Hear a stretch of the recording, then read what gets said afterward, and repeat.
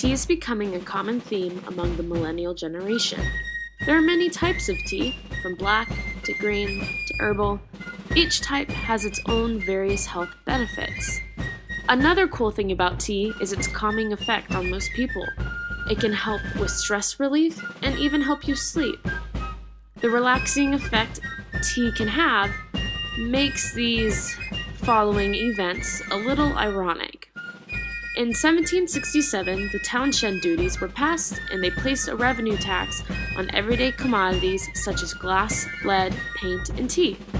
These duties were introduced because Americans felt more comfortable paying external taxes versus internal ones. This preference comes from American distaste of the Stamp Act, which was passed in 1765 and taxed goods that were produced in America. Americans protested these taxes peacefully, and by 1770, all duties were repealed but tea. This tax led citizens to believe that the Americans were left unrepresented and discriminated against, while the British were fully represented and preferred. The British constitutional phrase, "no taxation without representation," became a firm argument for the American people. The British Parliament, of course, did not see any prejudice or unfairness happening and kept the tax on tea. This did not go over well with the colonists, and, one day, while upset and perhaps roughing up a few customs officials, British troops were sent in to stop the harassment. Shots were fired by the British and 5 Boston citizens were killed. Propagandists had a field day with this disparity and donned this event as the Boston Massacre. John Adams' cousin, Samuel Adams, headed the following propaganda stunts against the British. Sam Adams went around trying to form committees of correspondence as a way for the public to voice their dissent at the unfair taxation, and he encouraged a boycott of English tea. Unfortunately, the British Parliament introduced a new tax in 1773, the tea tax. This repealed all taxes under the Townshend duties, but introduced a new one for tea specifically. This tax was created as a way to keep the debt-ridden East India Company on its feet. The East India Company was a major transporter of tea, but because of the boycott, it had lots of unsold tea and very little money. The Tea Act was supposed to help the situation by removing English duties on the tea imported by the East India Company. This would allow the company to sell their tea at a much lower price. This was all good and fine and seemed to solve the entire tea situation. This, in fact, allowed Britain to maintain a monopoly on the American tea market. This dissatisfied many colonists despite the promise of cheaper tea. For one, the East India Company only sold to a handful of merchants in the colonies, meaning that other merchants with contracts with other companies felt discriminated against. Another concern prevalent in the lives of merchants was the impeding dependency on monopolies. If the British could monopolize tea, what other commodity would they soon take over? This prevented the colonies from developing any type of independent market.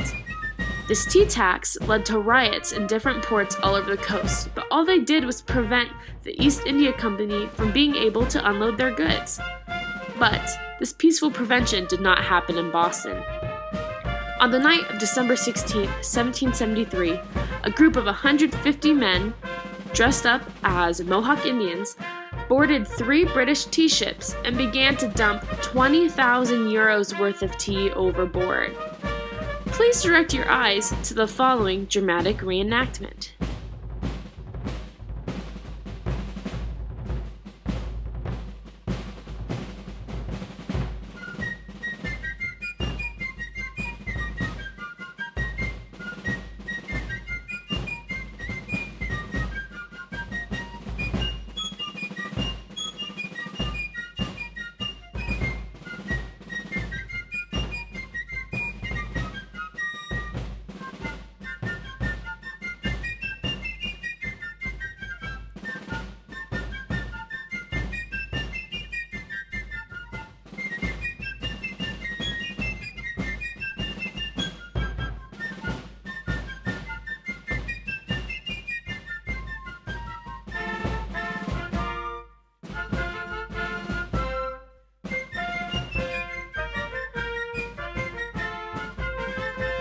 Samuel had 11 siblings, but only 2 lived past their 3rd birthday.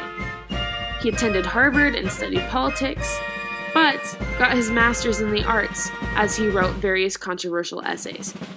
When Samuel's father got involved in the Massachusetts Land Bank controversy, Sam found a topic he was passionate about and wrote his thesis on whether it be lawful to resist the supreme magistrate if the Commonwealth cannot be otherwise preserved. In other words, Sam questioned whether it would be lawful for the American people to be taxed with the same taxes as the people living in Britain. This led to Sam's passionate involvement in the well-being of the colonies, and he wrote various rhetorics trying to inspire patriotism in the American people. He worked hard to fight for the rights of the colonists and against unfair taxation. So, it's hard to say whether Samuel was actually an active participator in the Boston Tea Party. We have no evidence that he was ever there. But because of the articles he had written that defended and supported the protest, there's a chance he either participated or even planned the act of dissent.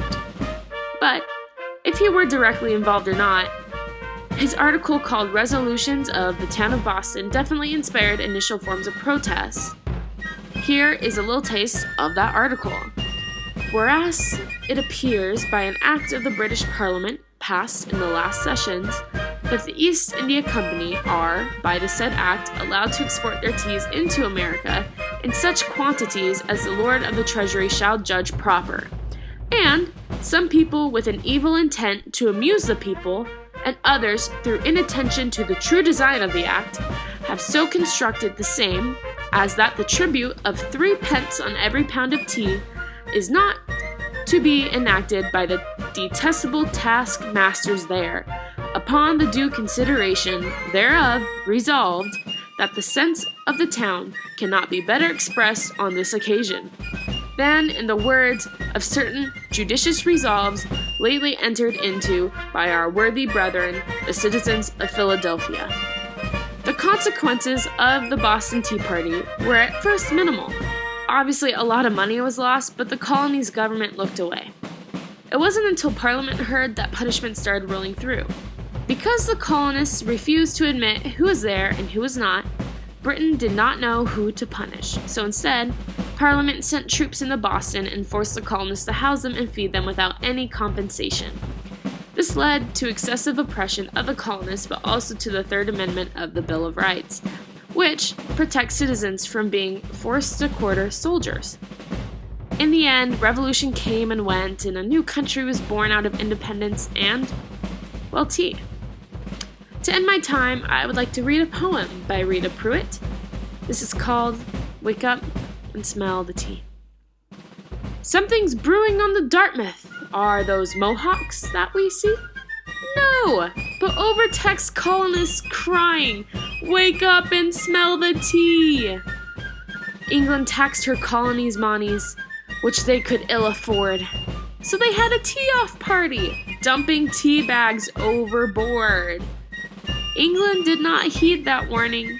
Her faraway nostrils could not smell how the tea did brew and simmer on Boston's waters as they swelled. Swelling high on the tides of freedom, the only fate could see. But too late for dear old England to wake up and smell the tea.